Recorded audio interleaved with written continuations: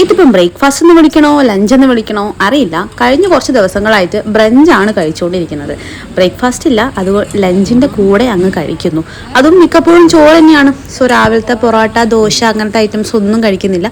പുറത്ത് പോയിട്ട് നല്ല ചോറ്. ഞാനൊരു തവണ വീഡിയോ ചെയ്തിട്ടുണ്ട് ഇവിടുത്തെ ഹൈക്കോർട്ട് റോഡിലുള്ള ചോറ്. ഇവിടുത്തെ കൊച്ചിയിലെ ബെസ്റ്റ് മീൽസ് കിട്ടുന്ന സ്ഥലമാണ്.